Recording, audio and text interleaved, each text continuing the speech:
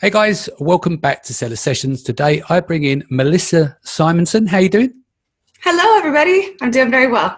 Good. We haven't caught up since China. I know we were over there a few weeks ago, and I understand that you've got, along with running the other ventures, and you work alongside with your brother Steve as well. He's been on the show. You've got this new conference coming up. But first things first, let's introduce you. Give me a bit of background on yourself and what you do first. Okay, so I've only been in e-commerce for about 2 years. And before that, I had my own business. I started, it was a service-based business. And then I kind of transitioned into working with Steve for the co-op and got into more e-commerce. And I now partner with another brother who has a product, and we jointly sell that on Amazon. Sounds good. So tell me a bit about the conference. This is going to come up next year. It's booked in for what? When? What's the dates? Tell us a bit about it. So this is the Empowering Women's Conference. It's going to be in Los Angeles. It's going to be February 20th and 21st. Excellent. And what are you planning to cover on the event? It's an all-female lineup of entrepreneurs. Is that right? Yeah. So to be clear, there's no sign that we're going to put out that says no boys allowed or anything like that. Men are welcome to attend, but it will only have women on the stage. And the reason behind that is because, I think that there's maybe not the impression that there's as many qualified women to be experts, but that's just not the case. And so I think that the idea here is to kind of present women who are qualified, who are just really top of their field, and have them teach these women who are coming to the conference, and show that not only at this conference for women, but at all conferences, there should be more women on the stage. Yeah. So basically, let's be honest, I'll be the first to admit as well, is there's a disproportionate men to lady ratio in our community, industry, whatever you want to call it. So basically, what you're looking to do here is shine a light on some leading entrepreneurs out there, female entrepreneurs out there, but maybe have not had the light shine on them, and it gives them opportunity for other events, etc., and people to check out what they do in terms of their expertise. We have regulars on the show. I mean, the stuff that we normally do is generally much more technical, but then that's why I had Destiny Wishon on the show. This is why I have Michelle Barnum-Smith and Liz Adamson, and there's an array of different people. I mean, we normally do more marketing end, but obviously the event that you're doing is covering much a broader stroke, right? So give us an idea of some of the concepts and the subject matters that you'll be covering. Yeah, so it will be much broader, and that's it's because we want to cover some of the technical stuff. We want to really help you get tactical things that you can do for your business, but we also want to have a balance between those types of tactical speakers.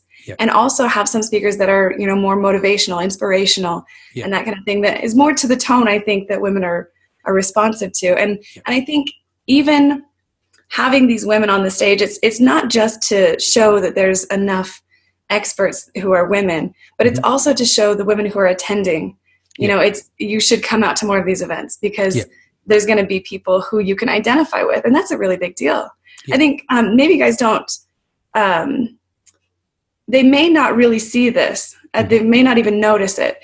But if it's all women on the stage and you come there as a man, then it may be a little bit harder for you to put yourself in the place of the person on stage. If she's talking about mom guilt, or she's talking about, it was difficult to, justify working outside the home, and the conversations and the way that would go with her husband, or whatever that might be. It might be difficult for you to identify with that, and it's very similar for us when we're attending these events to identify with the same kinds of struggles that men may be talking about in their I think you had different struggles in a sense. Like I've seen it, I've actually and overheard this, and I'm like, what the fuck? Basically, is when someone's turned around and said, "How does your husband let you travel? What about the kids?" Right. Let you travel, like you know, like you're allowed. Oh, okay, you get a pass, you go out the door, And what man who is doing the same thing has ever been asked that question? No, this is it. That stuff. I I've got, lots of friends here, lady entrepreneurs in the UK, and even with some that come to my events as well, they said it was nice to see a spread. It wasn't 50-50, but there was a lot more women come to Seller Sessions Live than a lot of the other events, for that matter, and what they enjoyed about it is like the community aspect. And they felt, when they contacted me after, it was like they enjoyed it and they'd come out to more events if they knew more events are like that. Because I think what happens is the perception is that, it's like a boys club, right? Yeah. So then that puts you off because of the perception. But then it's not until you go to the event and go, actually, no, this is quite good. And it opened their eyes and that encouraged them to go to more events. And I suppose with what you're doing with your event, you're just saying, hey, look, we're just going to have women on the stage. Everyone's is more than welcome to come. And do you know what could be the irony is that you may find that the guys that are outnumbered in the room, and they might feel not insecure, but it's like, oh, what's going on here? They don't know what to do because they're not used to being like a ratio of 80-20. It'll be totally opposite to most of the events, I think. So. So do we have any names yet? You got any names that you've got for the lineup? So do you want to talk We actually started adding the speaker names to the website. And so we do have Michelle Barnum-Smith who will be there. Mm-hmm. We still have a few that are unconfirmed that we just need to kind of, Michelle is one, Ritu Java. I know Ritu. She used to PPC software. I'm trying to think of the name of it, but they've rebranded recently. That's it, yes. So they've got PPC Ninja now, but they had a really, really good mixture of PPC listing optimization and stuff, which they moved because she works with also, is it Bernie as well? Bernie, yeah. From Unplugged, yeah. So I haven't seen her for a while, but it's good to see she's on the lineup. Who else you got? Also Emma Shermer, Tamir. Yeah. She will also be there talking about content and things like that. I can also, Isabella is one, and then we have another one that I think won't be super recognized, but I can talk about her as well. Her name is Michaela Oliveira. And Isabella obviously runs Rank Bell, doesn't she? Yeah, she does. Yeah. And so she's going to also be one of the speakers. And I'm really excited about that because she can talk about, using keywords to research, do giveaways, and kind of launching and ranking your product. So again, for her, she's going to be somewhat tactical, but she's also going to have this element of, inspiration, motivation, and her story, which is really inspirational. And what's going to be different about this conference from every conference that I think will identify more with women is that everyone going on stage is going to talk about something you can use for your business. And they're also going to talk about how they got to where they are. And there will be an element of inspiration and motivation with every speaker that goes on stage, which for me as a woman, it's very different. It's very different to see a woman on the stage and know that she is struggling with many of the similar things that I'm going through. I said this once before, but mom guilt is a very big deal. It's very difficult to, even if you're working from home, if you have your child in daycare or school or any of the things that make life a little bit trickier or stressful or or if you travel for work or any of those things, you struggle all the time with trying to make sure you're a good mom, and there's a lot of societal pressure and there's a lot of pressure from the men in your life, really. And the women in your life, they're like, oh, I don't know, and especially I come from a very traditional area, and so in this area, many of the women are stay-at-home moms, and again, I applaud everyone for doing whatever is their passion. So my mom's passion was being a mom, and I think that that's a beautiful thing.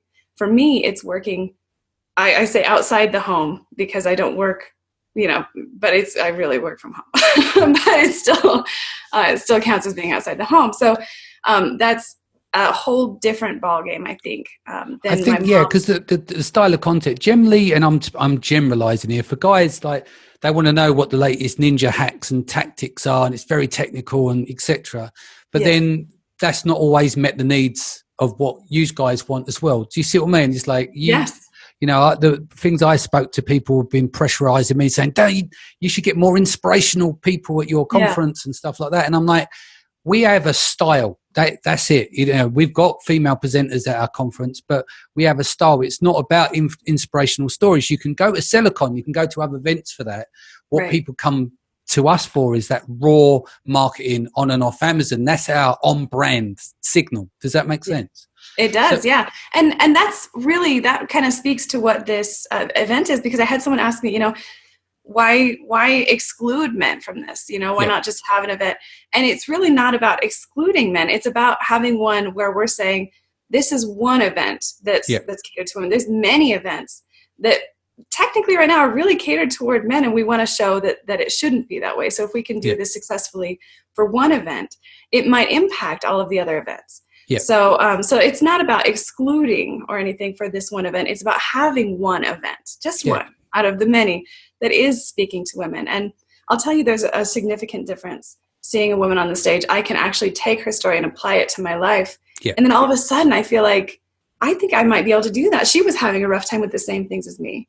Yeah. She was able to make it through that, and look where she's at now. And is that because as a woman, it's more believable for you? Because you see another woman going through it rather than like a guy on the stage who could have a really inspirational story. Yes. But it not that it becomes irrelevant, because it's about being relative to, is it relevant to you? And it's what you resonate with. Yeah. And I was on Steve Osmer's podcast, and we talked about that because he was on a panel one time, and a woman came up to the microphone and asked a question that was, basically, I see that all of you up there are men. What's wrong with women? Why can't we achieve the same thing? And I'll grant that the question is flawed. The premise is flawed. But a lot of women feel like that. But what if there's an event where all of the people on stage are women? That question is no longer asked. And it's like, look at all of this. Look at all of these inspirational stories. Look at all this motivation that I now have. And then you can also, depending on, if you're getting a VIP ticket or whatever, you can go to the dinners and you can engage with these speakers and talk to them. And even with just a GA ticket, you can still breakfasts, breaks, lunch, all of that is covered under a GA ticket, and you can be interacting with the speakers and all of the women around you, who I guarantee are equally impressive, and who all probably have something they can learn from you. Yeah. Because I promise that most of the women who are thinking about attending this event are probably undervaluing themselves and what they have to offer. Yeah. So let's, where can people get these tickets from? If you go to empowery.org/women's conference, and it's empowery.org/women's conference. So changing the subject slightly, talk to me about venture capital.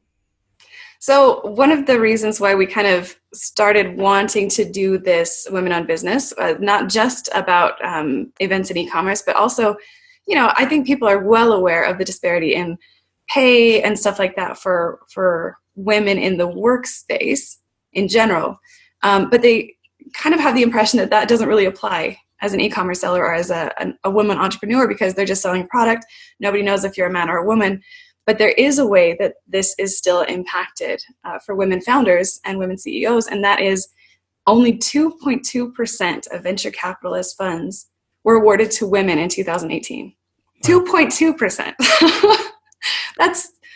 I will grant that there are probably also fewer women who seek venture capitalist funds, but even with that as a given, 2.2% is a shameful number. So there is a resource that women can go to. If you're not aware of it, sba.gov, smallbusinessadministration.government. There's women-owned business where women-owned businesses or 51% or more women-owned businesses can go for grants, and they can get additional monies. And for anyone who believes that this is unfair, let me just remind you of the 2.2% that is awarded when it is. It's a proper boys' club, isn't it? Let's be honest. And to be honest, I don't want to bring race and religion into this, but it's generally a lot of the people that are getting this money are white, men that generally get this money, isn't it? Yeah. Yes. So there is also a disparity there in terms of different cultures and stuff, and not getting a fair look in. But at 2.2%, that's incredibly low.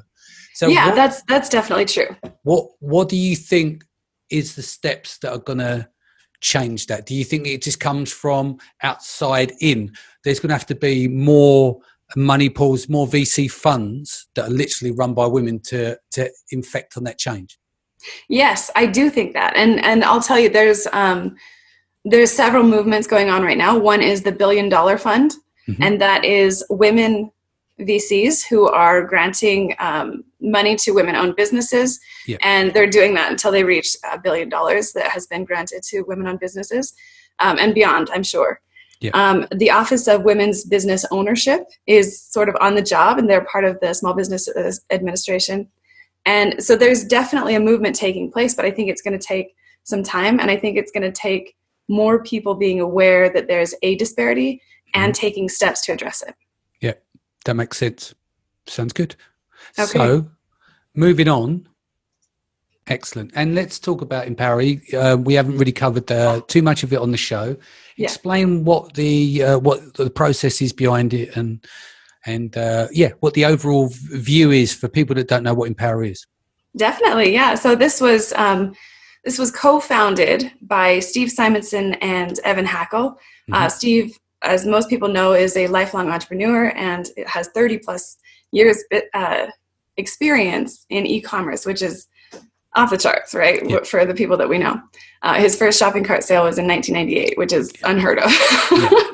And so he has kind of gone through these stages of business where he's bought, sold, traded, invested in all kinds of businesses, and that no longer holds the same kind of excitement or appeal as it used to. What he's into now is leaving a legacy, and this is how he's doing that. And so with Evan's help, who is he's really very knowledgeable about co-ops, cooperatives, and how they work and how to make them successful. He has a lot of experience with some of the most well-known co-ops out there. In combination, they have created the Empowery e-commerce cooperative, and this is the one cooperative that there is out there that is for people in e-commerce. And if you think about cooperatives, there's housing cooperatives and many different kinds of cooperatives, but this is the only one that is for e-commerce sellers. And in every other industry, the people who were not part of the cooperatives at some point, they got picked off. And so Steve and Evan saw, this is a really big deal. We need to kind of band together, because there's people who want to buy up businesses for tired sellers instead of empowering them. There's people who, like Amazon Basics, they're coming to copy your stuff and move you out. There's China tariffs trying to crush you. There's hijackers. There's all kinds of threats all around you. And if you don't have the ability to come together and find solutions together and have, negotiated rates that are based on the aggregated total spending of the co-op rather than just on your own spending, there's just no way to survive. And at a certain point, that will become reality instead of just something that we keep saying. And it's becoming more and more real by the minute. Numbers, and basically it's also like a buying power that you have in certain initiatives you cover. Yes, exactly. So we do our best to provide education and training. We do mastermind calls monthly that cover marketing, finance, operations, and sometimes a peer presenter about, kind of a smart session where they talk about, a failure they had and what they learned, or a success they had and what they learned, as well as some expert speakers who come in every Thursday to talk about either PPC or listing optimization, keywords, and these are recognized names in the industry as well. And then we also have, I've spent the last 2 years contacting service providers in the e-commerce space and negotiating on behalf of our members. And so we have, any kind of a pain point that you have, we probably have a guy for that. And that's really what we've spent all of this time and effort trying to work for. And again, this is a nonprofit. So when you are taking advice from us about a supplier or something that you should be using, the point of making a nonprofit was so that you could know that there is nobody benefiting from this except for you. Yeah, exactly. It's impartial. Right, exactly. Yeah, that's good. And details on that, how can people get in contact for Empowery? The best way to get in touch with anybody at Empowery for the whole team is to go to empowery.com/contact. Because that way, no matter who is or what time zone anybody's in, the first person on the team who sees that will respond to the issue. Cool. And if there are female entrepreneurs who are listening to the show who wants to reach out to you and ask questions, what's the best way of getting in contact with you? You can email me directly at melissa@empowery.com, or you can go to empowery.com/contact. And of course, you can find out more about the Women's Conference or purchase your tickets at empowery.org/Women's Conference. Sounds good. Melissa, thank you so much for joining us today. Guys, thank you so much for joining us. If this is your first time, don't forget to hit the subscribe button, and I'll see you again in the next few days. Take care.